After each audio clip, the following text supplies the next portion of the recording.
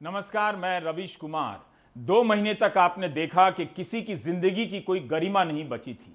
आम आदमी हो या मुगालते में रहने वाला रसूखदार, सब अस्पताल में बेड खोज रहे थे और ऑक्सीजन का सिलेंडर तक हासिल नहीं कर पा रहे थे। इस अंजाम से गुजरने के बाद भी अगर आगाज नया नहीं होगा तो फिर से वही अंजाम होने जा रहा है। गुजराती अखबारों और भास्कर समूह ने तमाम राज्यों से मौत के आंकड़े को छिपाने का जो खेल पकड़ा है, उससे अब अंग्रेजी अखबार भी सीख रहे हैं। बहुत देर कर दी वैसे। नोएडा और दिल्ली में पत्रकारों का घनत्व भारत में सबसे अधिक होगा। नोएडा से हमारे सहयोगी सौरभ शुक्ल ने बताया था कि कैसे मरने वालों का आंकड़ा वास्तविकता से दूर है। लेकिन दिल्ली वालों को आज पता चला है कि इस साल अप्रैल और मई के महीने में जारी होने वाले मृत्यु प्रमाण पत्रों की संख्या में बेतहाशा वृद्धि देखी गई है। दिल्ली में पिछले साल के अप्रैल और मई के महीने की तुलना में यह 250% अधिक है। दिल्ली नगर निगम ने 2 महीने में 34,750 मृत्यु प्रमाण पत्र जारी किए हैं। लेकिन इन 2 महीनों में दिल्ली में आधिकारिक तौर पर 13,201 लोग ही कोविड से मरे हैं। पिछले साल मई में 5,475 की तुलना में इस साल मई में 24,000 मृत्यु प्रमाण पत्र जारी किए गए हैं, 4 गुना ज्यादा। पिछले साल अप्रैल की तुलना में इस अप्रैल में करीब 2.5 गुना ज्यादा मृत्यु प्रमाण पत्र जारी किए गए हैं, 10,750। एक एक आदमी के घर जाकर जांच होनी चाहिए कि कितने लोग कोविड से मरे हैं और कितने लोग इलाज ना मिलने के कारण मरे हैं। अगर हम दिल्ली में ही मरने वालों की संख्या सही नहीं जान सकते हैं तो फिर दिल्ली को झूठ की राजधानी घोषित कर देना चाहिए।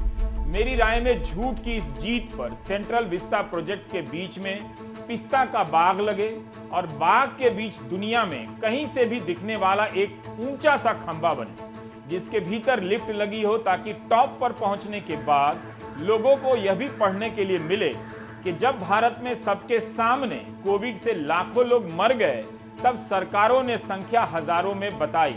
ऑक्सीजन की कमी से मरने के बाद भी ऑक्सीजन की कोई कमी नहीं है जैसे सरकारी झूठ के साथ साथ भारत की जनता ने इस झूठ को भी स्वीकार कर लिया कि लाखों लोग नहीं मरे हैं। दुनिया में झूठ की इससे बड़ी जीत दूसरी नहीं हुई है। उसी की याद में यह खंभा है, विजय खंभा। आधुनिक सत्य ऑफ इंडिया ASI के नीले बोर्ड पर लिखा होगा। इसे देखने दुनिया भर से सैलानी आएंगे और झूठ के इस खंभे से डॉलर में कमाई होगी। इसके बाद सरकार कानून बना दे और कहे कि अब भारत में सच और झूठ का झगड़ा खत्म हो चुका है, झूठ को ही सच घोषित कर दिया गया है। पटना के ग्रामीण और शहरी इलाकों में भी भास्कर की टीम ने जब पड़ताल की तो कोविड से मरने वालों की सरकारी संख्या से कहीं ज्यादा शवों के अंतिम संस्कार का पता चला है। गूगल सर्च कर पता नहीं चला है, बल्कि इसके लिए भास्कर को 18 रिपोर्टरों की टीम लगानी पड़ी, तब जाकर झूठ के शामियाने के नीचे का खंभा दिखा है। अभी पूरी चादर नहीं दिखी है। भास्कर की रिपोर्ट के अनुसार पटना शहर में मई के महीने में 3 शमशान घाट में ही 1648 शवों का अंतिम संस्कार किया गया है, जबकि सरकारी आंकड़ा 446 का है। भास्कर ने लिखा है कि पटना के 3 घाट पर ही रिकॉर्ड रखने की व्यवस्था है, बाकी गांवों और कई घाटों पर कोई रिकॉर्ड नहीं रखा जाता है। यह रिपोर्ट केवल शमशान घाटों की है, कब्रिस्तान की गिनती इसमें नहीं है। ग्रामीण इलाकों में कोरोना से 447 लोगों की मौत हुई है, 3,162 लोगों की मौत हुई है जिनकी जांच नहीं हुई है मगर कोरोना के लक्षण थे। इस तरह गांव शहर के आंकड़े जोड़ने पर मरने वालों की अनुमानित संख्या 5,000 से अधिक हो जाती है। पेरू जैसे देश ने कभी दावा नहीं किया कि वो विश्व गुरु बनने के लिए CBSE की परीक्षा की तैयारी कर रहा है, लेकिन उस देश ने भी मरने वालों की संख्या पर संदेह किया तो जांच बिठा दी और अब संख्या 2 गुनी कर दी गई है। कायदे से जिस तरह इन 3 महीनों में भारत के नागरिकों ने अपमान झेला है, पूरे साल केवल इसी दौर पर बात होनी चाहिए। मार्च और अप्रैल के महीने में लोग लिख रहे थे कि 6 लाख का बिल आ गया है, तो कोई लिख रहा था कि 14 दिन में 8 लाख का बिल आ गया है। ब्लैक फंगस की सर्जरी का बिल 4 लाख का आ गया है, तो बाकी सारा खर्चा मिलाकर 14 लाख का हो गया। इस तरह के ट्वीट आ रहे हैं। यासिर रहमान ने लिखा है कि दादी के लिए ऑक्सीजन बेड का 8 दिन का खर्चा 1,80,000 आया। एक और दादी के लिए 4 दिन का खर्चा 1.25 लाख आया। एक 5 सितारा अस्पताल में चाची 10 दिनों तक आईसीयू में थीं तो उनका खर्चा 18 लाख आया, तीनों नहीं बची। करुणाकर ने 28 मई को मदद मांगते हुए लिखा है कि मेरे दोस्त के पिता का ब्लैक फंगस की सर्जरी के लिए 4 लाख का बिल आया है और कुल खर्च 13,90,900 रुपए का बना है। लाखों रुपए देने के बाद तीमारदारों का जो अस्पताल के बाहर और भीतर अनुभव हुआ है, उसी की एक जन सुनवाई होनी चाहिए। पूरी संसद को बैठकर सुनना चाहिए कि लोगों पर क्या गुजरी है। कितने अस्पतालों ने बोरी बोरी भरकर कैश लिए हैं पता नहीं। आयकर विभाग पता कर सकता है, उन अस्पतालों के बैंक खातों की जांच कर सकता है, देख सकता है कि 3 महीनों में अस्पताल में भर्ती हुए कितने मरीजों ने चेक या इंटरनेट बैंकिंग से भुगतान किया और कितनों ने कैश में भुगतान किया है। मेरा भी आरटीपीसीआर पॉजिटिव आने के बाद, कोरोना रिपोर्ट पॉजिटिव आने के बाद ऑक्सीजन लेवल जब सांस लेने में दिक्कत होने लगी तो मैं भी सरकारी अस्पताल को छोड़कर प्राइवेट अस्पताल में भर्ती हुई। प्राइवेट अस्पताल में जाते ही उन्होंने हमसे पैसे की डिमांड की। पैसे भी हमने कार्ड से देना चाहे क्योंकि उस वक्त स्थिति ऐसी नहीं थी कि हम पैसे विड्रॉ करते, लेकिन उन्होंने पैसे कार्ड से लेने से मना कर दिया और उन्होंने कहा कि आप कैश लेकर आइए। पूरे पैसे उन्होंने कैश से जमा करवाए। उन्होंने हमें मानसिक रूप से बहुत परेशान किया। ऑक्सीजन की किल्लत थी, उसके लिए भी बहुत परेशान हुए। उसके बाद बार बार जब पैसे जमा करवाने की बात आई तो यही कहा कि कार्ड से ले लीजिए। उन्होंने कहा नहीं, हम कैश ही पैसे लेंगे। तो इस तरीके का जो एक पीड़न हमारा हुआ, इस तरीके का व्यवहार जो डॉक्टरों ने हमारे साथ इस मुसीबत के समय में किया, वो शायद कभी भुला नहीं पाएंगे। उन्होंने कहा था वेंटिलेटर है, आप अपने पेशेंट को ले आइए, तो तभी हम वहाँ से डिस्चार्ज करा के उन्हें यहाँ लाए। तो उन्होंने फिर वेंटिलेटर हमें नहीं दिया। सबसे पहले तो मतलब बेड दिया, पर पहले मुझसे 50,000 रुपये जमा करा लिए। डिजिटल पेमेंट कराया था? कैश। अब सर एटीएम से 20,000 निकलते हैं एक दिन में, तो मुझ पर कैश था नहीं, मैंने 20 ही निकले एक दिन में। फिर 30,000 रुपये मैंने अपने फ्रेंड से उधार लेके 50 कराया। बोला मतलब फ़ोन पे गूगल पे, उन्होंने नहीं दिया। और ये भी बोल दिया था, मैंने थोड़ा पूछ लिया था तो उन्होंने डिजिटल ले लेंगे, पर लिया नहीं था। फिर ना तो हमें मॉनिटर दिया, हमारे ऑक्सीमीटर से ही ऑक्सीजन नापा जाओ। उन्होंने कहा कि ये क्या हो रहा है, मतलब कुछ इलाज नहीं है। तो उन्होंने बाउंसर रख रखे थे, वो हमें धक्का देने लगे कि पीछे से बात करो, ये फलाना ठिकाना। फिर हमने अपने करा ली छुट्टी वहाँ से। तो 50,000 जमा कराए थे और 3 मई को करीबन हम 3 बजे दोपहर में लाए थे और हमने 7 बजे छुट्टी करा ली। तो उन्होंने 50,000 में से हमें मतलब 5,000 रुपये वापस किए, 5 या 6 कुछ, पता नहीं क्या क्या चार्ज लगा दिया, और दिया कुछ नहीं था। एक बार मैंने कार्ड से पेमेंट किया था, जो दूसरा पेमेंट किया था वो मैंने कार्ड से किया था, बाकी इन्होंने सारा मुझसे कैश करवाया। एक बार मैंने गूगल पे के लिए कहा था तो गूगल पे के लिए मुझसे मना कर दिया, बोला गूगल पे नहीं होता, सिर्फ कैश पेमेंट होगा। करीब मेरा 3.5 से 4 लाख रुपए का खर्चा आया था, 20,000 रोज के हिसाब से। चाहे माता जी आईसीयू में रहें, चाहे वेंटिलेटर पर रहें, चाहे प्राइवेट रूम में रहें, इन्होंने कहा था कि 20,000 रुपये रोज का खर्चा आएगा। डॉक्टर के प्रति कृतज्ञ होना और अस्पताल की लूट के प्रति जागरूक होना दोनों दो चीजें हैं।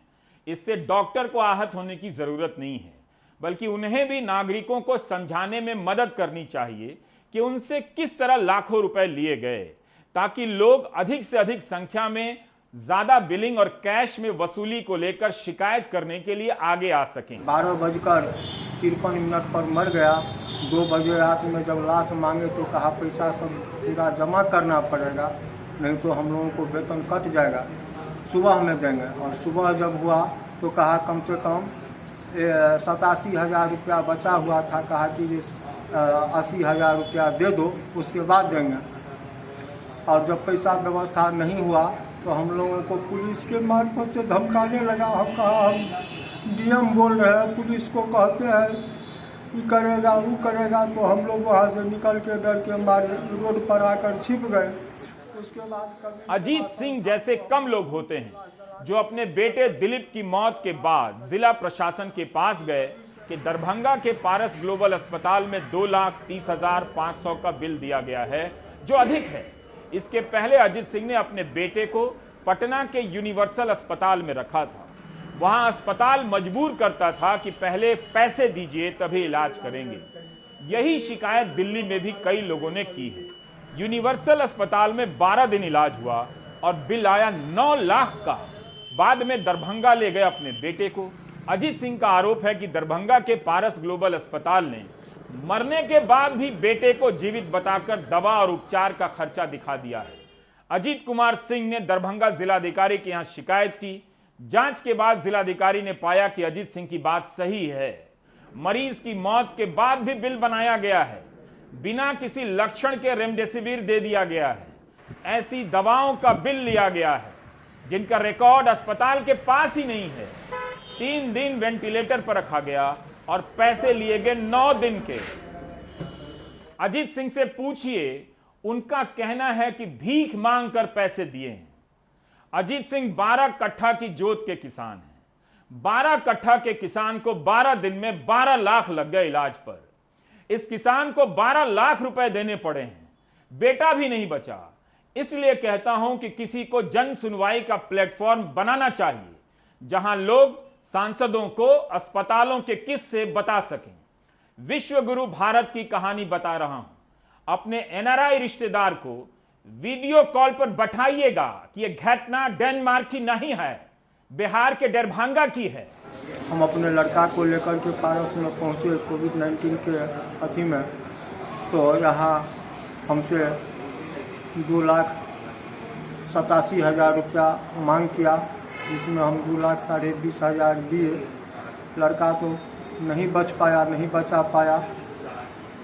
गलत इंजेक्शन सब दे करके सब पर्ची रखा हुआ है। 400 से ऊपर इंजेक्शन 1 सप्ताह के अंदर लगाया और जो दवा था वो तो अलग है। इस तरह के अपमान से गुजरना पड़ा है लोगों को। दरभंगा हो या दिल्ली, कोविड के दौरान इलाज के खर्चे से भी कई लोग गरीब हो गए, कंगाल हो गए। लेकिन कार्रवाई के नाम पर खाना पूर्ति हो रही है। दिल्ली के अंदर कोविड जब स्टार्ट हुआ तो प्राइवेट हॉस्पिटल्स ने इंतहा कर दी। 4 लाख मिनिमम पैकेज से लेकर 15 लाख रुपए तक का पैकेज कोविड पेशेंट के लिए उन्होंने रख दिया कि अगर आप यहाँ एडमिट होते हैं तो इतना मिनिमम देना पड़ेगा आपको, और अगर इससे ज़्यादा आपके ऊपर बिल बन जाता है तो वो भी आपको देना पड़ेगा। तो जब हू हल्ला हुआ तो कुछ हॉस्पिटल्स ने उस फार्मूले को बदला, लेकिन जो फंडामेंटली लूट थी वो ऐसे ही चलती रही। और अभी दिल्ली हाई कोर्ट ने भी सरकार को कहा है कि भाई आप इनके जो बिल्स हैं और जो इनके खर्चे हैं उसके ऊपर आप एक कैपिंग करिए। अब दिक्कत ये है कि ये प्राइवेट हॉस्पिटल्स जो है वो पूरी तरीके से हाईली कमर्शलाइज्ड है, और जैसा हम समझते हैं कि जो लोग पैसा बनाने के लिए आए हैं उनमें हार्ट नाम की तो कोई चीज नहीं होती है। अशोक अग्रवाल आए दिन ऐसे ही मामलों से जूझते रहते हैं। अस्पताल वालों को भी पता है कि दिल्ली में कोई है, अशोक अग्रवाल, जो गरीबों के लिए लड़ लेता है। लेकिन हर जगह अशोक अग्रवाल नहीं है। इसलिए जरूरी है कि हम बार बार अप्रैल और मई के महीनों में लौटते रहें और देखें कि क्यों ऐसा हुआ और क्या हो कि अब ऐसा ना हो। लोगों को भरोसा नहीं है कि कार्रवाई होगी। तरह तरह का डर होगा कि अस्पताल फिर से इलाज नहीं करेगा। कुछ समय के बाद मुख्यमंत्री या स्वास्थ्य मंत्री किसी दूसरे शहर में उसी अस्पताल के एक नए सेंटर का उद्घाटन करते नजर आएंगे। अनुराग द्वारी ने मध्य प्रदेश से जो रिपोर्ट भेजी है वो इस मसले की समझ और बेहतर करती है। आप देख सकते हैं कि प्राइवेट अस्पतालों का सरकारों के ऊपर कितना प्रभाव बन चुका है। जून 2020 में भोपाल के चिरायू अस्पताल से एक साथ 1000 मरीज डिस्चार्ज होने का दावा किया गया। गृह मंत्री नरोत्तम मिश्रा ने अपने भावुक भाषण में अस्पताल के निदेशक डॉक्टर अजय गोयनका की मूर्ति बनाने की बात कही। ये और बात है कि वैसे अस्पताल ने अपने वेबसाइट पर पहले मरीज को 18 अप्रैल को डिस्चार्ज करने की बात कही थी। 1 जून तक अस्पताल के खुद के आंकड़े 976 मरीजों पर थे। खुद उस दिन राज्य सरकार के बुलेटिन ने 963 मरीजों के डिस्चार्ज होने की बात कही, जिसमें 125 एम्स से, 54 हमीदिया बाकी दूसरे अस्पतालों से थे। कोरोना से डरने की जरूरत नहीं है। इसी अस्पताल में जुलाई में कोविड संक्रमित होकर मुख्यमंत्री भर्ती हुए, वहीं से कामकाज संभाला और अगस्त में डिस्चार्ज हुए। लगभग 1100 बिस्तरों के साथ भोपाल में सबसे ज्यादा मरीजों के इलाज का दावा करने वाले चिरायू अस्पताल में पिछले 1 साल में मुख्यमंत्री के अलावा राज्य के स्वास्थ्य विभाग के शीर्ष नौकरशाहों, मंत्रियों और कई वीआईपी रोगियों का इलाज किया गया।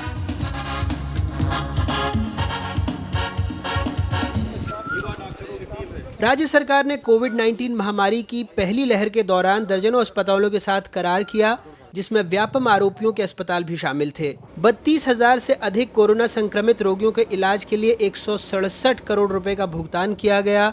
दूसरी लहर में भी राज्य ने इन अस्पतालों से करार किया और करोड़ों का भुगतान किया। जो फर्स्ट वेव है उसमें प्रति मेडिकल कॉलेज 70 से 80 करोड़ रुपए का भुगतान हुआ, और ये जो सेकंड वेव है इसमें भी करीब 70 से 80 करोड़ का भुगतान होगा, क्योंकि कई निजी कॉलेज से अनुबंध किया है सरकार ने। इसी तरीके से म्यूकरमाइकोसिस के लिए भी सरकार अनुबंध करने जा रही है प्राइवेट कॉलेज से।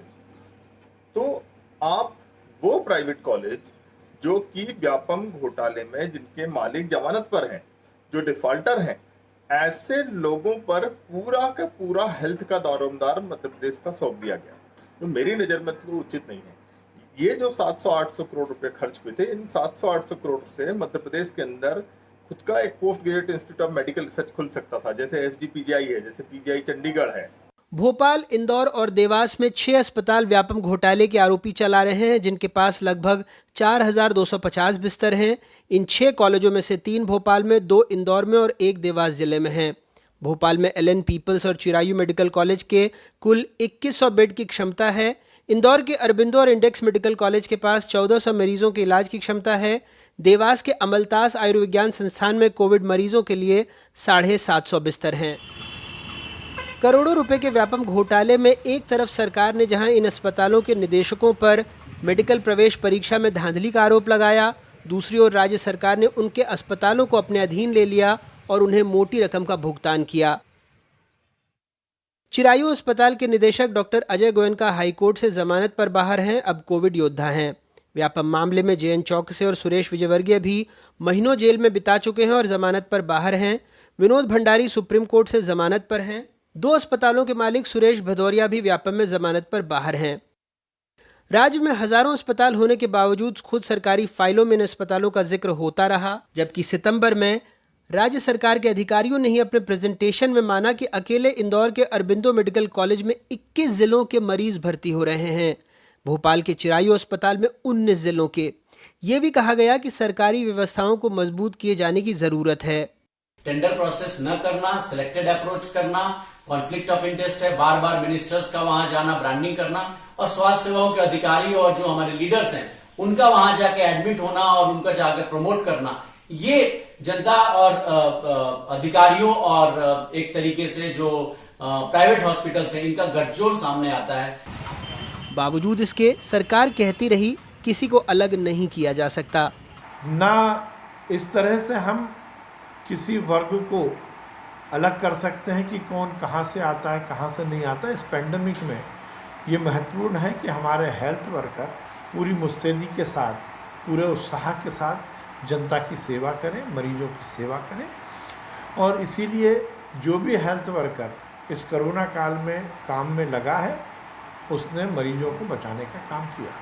सरकार ने 7 मई को सरकारी और निजी अस्पतालों को आदेश दिया कि वो CM कोविड आयुष्मान योजना के तहत गरीब मरीजों का 5 लाख रुपए तक का मुफ्त इलाज करें। तो मैंने यहाँ पे आकर आयुष्मान कार्ड की बात करी, उसके अंतर्गत आप उनका इलाज कर दीजिए, लेकिन उन्हें मना कर दिया। लेकिन इन्हीं अस्पतालों से ऐसे कई वीडियो वायरल हुए जिसमें इन मरीजों को दुत्कारने की शिकायत आई। We won't accept Ayushman card. Video बंद करो। And the reason for that, I don't care the reason. You are not answerable. We are not answerable to you. कि reason क्या देना है? We are answerable to the government. We'll give the answer to the government. Close the video and get out. Okay, listen to me. Listen to me. I won't listen to you. The government has a list of hospitals. बाहर फेंको इसको। चलो sir बाहर चलो। Okay. हाँ बाहर चलो। एक सेकंड। हाँ बाहर चलो सर। हाँ। Okay, the government has a list of hospitals जिसमें चिरायू का नाम है। बाहर चला ना बाहर। योजना में अकेले भोपाल में 4153 बेड कोविड मरीजों के लिए रिजर्व किए गए, जिसमें से 3299 सरकारी, 854 निजी अस्पतालों के बेड थे। 21 मई को निजी अस्पतालों में से 147 तो सरकारी में 486 मरीज थे। लेकिन जादू देखिए, महज 4 दिनों बाद यानी 25 मई को निजी में 531, सरकारी में 181 मरीज हो गए। इसका खुलासा खुद आयुष्मान योजना से इलाज कराने वाले मरीजों की रिपोर्ट से हुआ। भारत में कोरोना संक्रमण का पहला केस जनवरी 2020 में मिला। इसके बाद नीति आयोग ने फरवरी में एक प्रस्ताव राज्य सरकारों को भेजा, जिसके तहत ऐसे ज़िला अस्पतालों को निजी हाथों में सौंपने की बात कही गई। परिवार एवं स्वास्थ्य कल्याण मंत्रालय ने भी कुछ एडवाइजरी जारी की, लेकिन महामारी से लड़ने के लिए कोई जल्दबाजी या गंभीरता दिखाई नहीं दी। यानी जब महामारी की आहट थी, उस वक्त भी सब सार्वजनिक स्वास्थ्य प्रणाली को मजबूत करने के बजाय उसे निजी हाथों में सौंपने की वकालत कर रहे थे। खैर, इस बात को 1.5 साल बीत चुके हैं, तब भी कोई जल्दबाजी नहीं थी और आज भी हालात आप देख ही रहे हैं। भोपाल से कैमरा पर्सन रिजवान खान के साथ अनुराग द्वारी, एनडीटीवी इंडिया। ऐसे नेटवर्क और 60 गांठ के किस्से आपको हर राज्य में मिलेंगे। जब तक आप इस नेटवर्क के खेल को नहीं समझेंगे और सबके लिए अस्पताल की बात नहीं करेंगे, सरकारी अस्पताल की बात नहीं करेंगे, आप खुद को भी जोखिम में डाल रहे हैं। नांदेड़ के तख्त सचखंड श्री हुजूर अबचल नगर साहिब ने फैसला किया है कि 50 साल में जितना भी दान मिला है उससे एक मेडिकल कॉलेज और अस्पताल बनाया जाएगा। 25 करोड़ का सोना भी अस्पताल बनाने के काम आएगा। अव्वल तो सचखंड साहिब जी में 50 साल के दान का हिसाब है, सोना मौजूद है। इसी ईमानदारी से सबको सीख लेनी चाहिए। गुरुद्वारा समिति ने महामारी की चुनौती का सामना करने के लिए अस्पताल बनाने का निर्णय किया, सबके लिए। दिल्ली सिख गुरुद्वारा मैनेजमेंट कमेटी ने भी दिल्ली में 125 बेड का अस्पताल बनाने के लिए 20 किलो सोना और चांदी दान दिया है। क्या यही काम इस वक्त सबको नहीं करना चाहिए? गुरुद्वारा समिति किसी एक मजहब के लिए अस्पताल नहीं बना रही है, सबके लिए बना रही है। तो सरकार क्यों नहीं सबके लिए सरकारी अस्पताल बनाने का आंदोलन शुरू करती है? इसके बाद भी इस खबर से सामना करना पड़ता है कि हेमकुंड फाउंडेशन के बनाए अस्थायी अस्पताल को असामाजिक तत्व तोड़ गए। गुरुग्राम की यह घटना है। हेमकुंड फाउंडेशन ने कहा है कि नई जगह पर अस्पताल बना देंगे। तोड़फोड़ के वक्त कोई मरीज भर्ती नहीं था। इस सवाल को बार बार पूछना ही है कि सबके लिए सस्ता और अच्छा सरकारी अस्पताल बनाने के बारे में क्या सोचा जा रहा है। जिस वक्त सरकारी अस्पतालों को ठीक करने की प्राथमिकता सबसे ऊपर होनी चाहिए, उस वक्त आपदा में आइडिया निकाला जा रहा था कि कैसे प्राइवेट सेक्टर के हाथ में सरकारी अस्पतालों को सौंप दिया जाए। नीति आयोग का आइडिया देखिए कि जिला अस्पतालों से जुड़े मेडिकल कॉलेज को प्राइवेट पब्लिक पार्टनरशिप के तहत दिया जाएगा। केवल सरकारी अस्पतालों को बेहतर करने और सुलभ करने के लिए इस तरह का आइडिया नहीं आता है। इसकी भूमिका बांधने के लिए जनवरी 2020 में 250 पेज का दस्तावेज तैयार किया गया। जिला अस्पतालों को प्राइवेट हाथों में सौंपने का काम धीरे धीरे किया जाएगा, चरणों में बताया गया। प्राइवेट प्लेयर को मेडिकल कॉलेज की डिजाइन, निर्माण, अपग्रेडेशन और रखरखाव का काम करना होगा। हर साल 150 MBBS के छात्र लेने होंगे। कहानी घुमा फिरा कर बताई जा रही है कि जिला अस्पताल में कम से कम 750 बेड होंगे, जिसमें से 300 बेड और बाकी बचे 20% बेड गरीबों के लिए होंगे और बाकी पर प्राइवेट अपने हिसाब से पैसे लेंगे। वाह जी वाह! यानी अगर 900 बेड का अस्पताल है तो 480 बिस्तर तो प्राइवेट के पास चले गए और गरीब को मिलेंगे कि नहीं, कौन पता करते रहेगा। क्या देश में गरीबी कम हो रही है कि हम उनके लिए सरकारी अस्पताल में बेड कम बना रहे हैं? 1 साल से आप कोरोना को हरा देने के प्रोपेगेंडा की चपेट में थे, इसलिए ध्यान नहीं दिया होगा। अब जब हार कर आए हैं, लाखों की जिंदगी गंवा कर लौटे हैं, तो उम्मीद है कि आप ध्यान देंगे और इस खेल को समझेंगे। 29 मई के आंध्र प्रदेश के मुख्यमंत्री जगन रेड्डी के ऐलान को आप ठीक से समझिए। किसे अच्छा नहीं लगेगा कि राज्य सरकार 16 मेडिकल कॉलेज और अस्पताल खोलने जा रही है, लेकिन इसी के साथ अधिकारियों ने कहा है कि सभी जिलों में 16 मेडिकल हब बनाने के लिए जमीन खोजी जा रही है। सरकार हर जिले में 5 से 6 निवेशकों को 100 करोड़ निवेश करने पर 5 एकड़ जमीन मुफ्त में देगी। 30 एकड़ जमीन फ्री में दी जा रही है। हेडलाइन बड़ी छपेगी कि सरकार 3 साल में 80 अस्पताल बनाने जा रही है। अगर राज्य को 80 अस्पताल की जरूरत है तो वो केवल 16 मेडिकल कॉलेज और अस्पताल क्यों खोल रही है और इतना ज्यादा प्राइवेट के लिए क्यों रास्ता बना रही है? इतने लोगों को गंवा कर भी अगर हमने ये सबक सीखा है तो अगली बार भी लूटने के लिए पैसे बचाने शुरू कर दीजिए। अस्पतालों की लापरवाही और लूट से डॉक्टर भी नहीं बचे हैं। यह सवाल तो है ही कि क्या कोविड से संक्रमित सभी डॉक्टरों को बढ़िया इलाज मिला? क्या उन्हें लाखों रुपए नहीं देने पड़े? अकेले दिल्ली में 109 डॉक्टर की मौत हुई है। इस बार देश भर में कोविड से 624 डॉक्टर की मौत हुई है। बत्रा अस्पताल में ऑक्सीजन की सप्लाई बंद होने से डॉक्टर आर.के. हिमथानी की मौत हो गई। सब चुप हैं। क्या कभी उन्हें इंसाफ मिलेगा? असम के होजाई में डॉक्टर सेनापति और नर्स ललिता भराली पर 24 लोगों ने बुरी तरह हमला कर दिया। कर्नाटक के चिकमंगलुरु के डॉक्टर दीपक पर 4 लोगों ने हमला कर दिया। गुस्सा डॉक्टर पर मत निकालिए। गुस्सा है तो सही सवाल पूछिए कि क्या किया जाए और हो क्या रहा है, कैसे सबके लिए इलाज की व्यवस्था की जाए।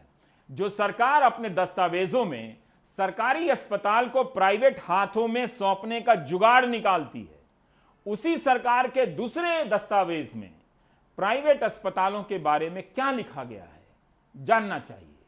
2020-21 के आर्थिक सर्वे में कहा गया है कि निजी क्षेत्र में उपचार की गुणवत्ता सरकारी क्षेत्र की तुलना में स्पष्ट रूप से बेहतर प्रतीत नहीं होती है। फिर भी निजी क्षेत्र में उपचार की लागत न केवल सामान्य रूप से अधिक है बल्कि कैंसर का इलाज करीब 4 गुना महंगा है, दिल की बीमारी का इलाज करीब 7 गुना महंगा है और सांस की बीमारी का इलाज करीब 5 गुना महंगा है। महामारी के कारण ऐसे बहुत से लोगों को सरकारी अस्पताल जाने का मौका मिला। जाने के अलावा कोई विकल्प भी नहीं था, लेकिन तब भी सरकारी अस्पतालों की बात नहीं हो रही है। उनकी संख्या कम रहते या खराब रहते हुए आप कभी भी हेल्थ सिस्टम को बेहतर नहीं कर सकते। कई सरकारी अस्पतालों में लोगों के अच्छे अनुभव भी रहे हैं। कहीं सुविधा ठीक थी तो कहीं कम थी, लेकिन उसी के बीच डॉक्टर और हेल्थ वर्कर को कमाल का काम करते देखा गया। लेकिन कई जगहों पर बेहद खराब अनुभव भी रहे। ना स्टाफ था, ना इलाज था। मैं नहीं कह रहा कि प्राइवेट अस्पताल नहीं चाहिए, मैं भी प्राइवेट अस्पताल में जाता हूं, लेकिन मेरी तरह कई लोग इस बार सरकारी अस्पताल गए। बेहतर स्थिति यही होनी चाहिए कि सरकारी अस्पताल प्राइवेट से अच्छे हों और उनकी संख्या प्राइवेट से ज्यादा हो। आप टैक्स किस लिए देते हैं? सिर्फ जेएनयू का हिसाब मांगने के लिए टैक्स नहीं देते हैं, एम आई राइट? और टैक्स तो हर कोई देता है। जो बिस्किट खरीदता है वो भी टैक्स देता है। अनगिनत नर्सिंग होम और प्राइवेट अस्पतालों ने तरह तरह से लोगों पर लाखों रुपए के बिल का बोझ डाला है। इसका अंदाजा आपको अदालतों की टिप्पणियों से भी हो जाएगा। 24 मई को मद्रास हाईकोर्ट ने राज्य सरकार से कहा कि प्राइवेट अस्पताल की वसूली पर नियंत्रण कीजिए ताकि सरकारी अस्पतालों में जगह न मिलने पर जान बचाने के लिए प्राइवेट अस्पतालों में भर्ती होने वाले आम नागरिक आर्थिक रूप से बर्बाद ना हो जाएं। मद्रास हाईकोर्ट ने 2 जून को भी कहा कि लोग अच्छा इलाज हासिल करने के लिए कर्ज में डूब गए हैं। सरकार इन वित्तीय मुश्किलों का हल निकालने के लिए कोई नीति बनाए। 1 जून को तेलंगाना हाईकोर्ट ने कहा कि लोग इलाज का खर्चा भरने के लिए सोना गिरवी रख रहे हैं। 8 मई को हाईकोर्ट ने राज्य सरकार से कहा था कि प्राइवेट अस्पतालों में oxygen bed, ICU bed, ventilator और एम्बुलेंस की दरों को तय कीजिए। 1 जून को सरकार बताती है कोर्ट से कोई फैसला नहीं लिया है। तो इस तरह से लोगों की चिंता हो रही है। पीएम केयर्स के तहत खराब वेंटिलेटर की सप्लाई की जिम्मेदारी भी प्रधानमंत्री की बनती है, सीधे उनकी बनती है। इसके बाद भी किसी निर्माता के खिलाफ कार्रवाई की खबर सुनने को नहीं मिली है, ना ईडी ने रेड किया है। बॉम्बे हाईकोर्ट की औरंगाबाद बेंच ने कहा है कि अगर खराब वेंटिलेटर से किसी की जान जाती है तो उसकी जवाबदेही केंद्र सरकार की है। खराब वेंटिलेटर बदलकर नया देने का काम भी केंद्र सरकार को करना है। औरंगाबाद के मेडिकल कॉलेज जीएमसीएच ने अपनी जांच में पाया कि पीएम केयर्स के तहत जो वेंटिलेटर मिले हैं वो खराब हैं। उनके इस्तेमाल से किसी मरीज की जान जा सकती है। कोर्ट के कहने के बाद भी ऐसी जरूरी खबरें गायब कर दी जा रही हैं। जबकि कई जगहों से पीएम केयर्स के वेंटिलेटर्स के खराब निकलने की खबरें छपी हैं। क्या आप ये चाहते हैं कि फिर से लोगों के मरने का यही इंतजाम और धर्रा चलता रहे? पीएम केयर्स के वेंटिलेटर को लेकर कितनी खबरें आ चुकी हैं? खराब वेंटिलेटर खरीदने का ऑर्डर किस एक्सपर्ट कमेटी ने दिया? वो एक्सपर्ट कमेटी सार्वजनिक रूप से सफाई क्यों नहीं देती है? क्या ऐसी किसी कमेटी को पता नहीं कि 1 साल से पीएम केयर्स के वेंटिलेटर को लेकर सवाल उठ रहे हैं? आपने कभी सुना है कि सरकारी अस्पताल को वेंटिलेटर दिया गया है और वो काम नहीं कर रहा है? पीएम केयर्स के वेंटिलेटर को लेकर सुनाई दे रहा है, लेकिन हो कुछ नहीं रहा है। बाकी ब्रेक के बाद।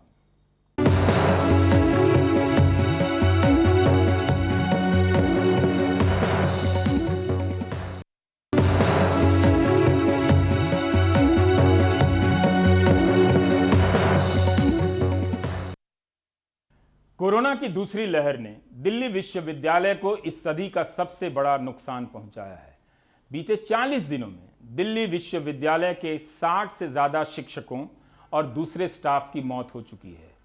इनमें दिल्ली विश्वविद्यालय की राजनीति शास्त्र की वीना कुकरेजा, एस्ट्रोफिजिक्स के विनय गुप्ता और प्रख्यात संगीतकार पंडित डेबू चौधरी और उनके बेटे पंडित प्रतीक चौधरी भी शामिल हैं। रविश की ये रिपोर्ट देखिए। कोरोना की दूसरी लहर में जान गंवाने वाले दिल्ली विश्वविद्यालय के नामचीन शिक्षकों की इन तस्वीरों में प्रख्यात सितार वादक देबू चौधरी और उनके बेटे प्रतीक चौधरी। भारत, पाकिस्तान, बांग्लादेश के लोकतंत्र पर दर्जनों किताबें और दिल्ली विश्वविद्यालय के राजनीति शास्त्र की हेड वीना कुकरेजा, एस्ट्रोफिजिक्स के मशहूर वैज्ञानिक और डीयू के डीन रहे विनय गुप्ता, चेतन जस्सल, राकेश गुप्ता, अमरजीत कौर, आमेश्वर नायक जैसे शिक्षक शामिल हैं।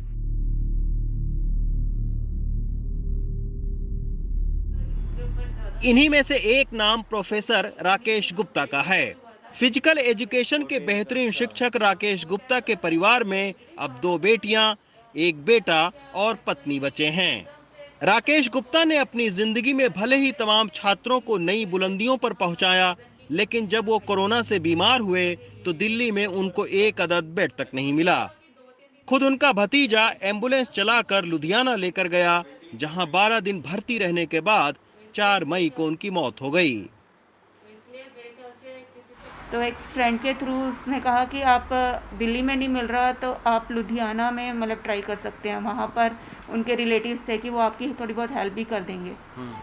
तो फिर मैं रात को ही इनको लेकर लुधियाना चले गए और 23 तारीख मॉर्निंग 7 में इनको एडमिट करा दिया। वो तो हमारी फैमिली की बैकबोन थे, सारे काम वो ही करते थे। उनके होते हुए हमें कभी किसी बात का वो परेशानी नहीं हुई, हर चीज़ खुद संभाल लेते थे। अब करना तो हमें पड़ेगा जैसे भी है।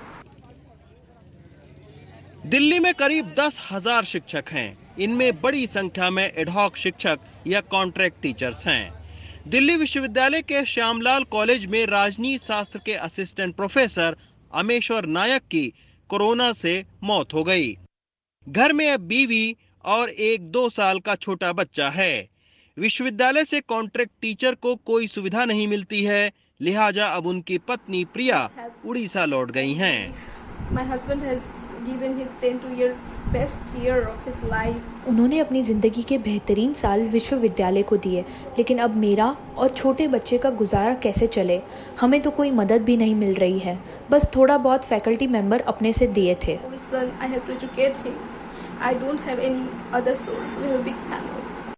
ऐसे ही एक दिल्ली विश्वविद्यालय के शिक्षक चेतन कौर जस्सल हैं। चेतन कौर जस्सल और उनके पति पवन जस्सल दोनों की कोरोना से मौत हो गई। अब बिना माता पिता के उनके दोनों बेटे दिल्ली छोड़कर चंडीगढ़ में अपने चाचा के पास रहते हैं। वहीं से उनके बेटे हिमांशु ने अपनी आप बीती सुनाई। 8 मई को मेरे फादर की डेथ हो गई, फिर उसके बाद 17 मई को मेरी मम्मी की डेथ हो गई और अब मैं 20 साल का हूँ। मेरा छोटा भाई विश्वास भूषण जस्सल 14 साल का है। हमारे पास कोई सोर्स ऑफ इनकम नहीं है।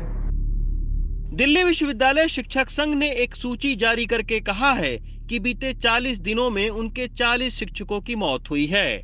इसमें अगर दूसरे कर्मचारियों को जोड़ें तो 40 दिन में 60 लोगों की मौत हो चुकी है। शिक्षक संघ का कहना है कि ज्यादातर मौतें ऑक्सीजन और बेड न मिलने से हुई है। ये तो हम लोग फाइनेंशियली तो मदद जो हो सकता है करेंगे दिल्ली विश्वविद्यालय से, बट ये इनकी death I think is irreparable.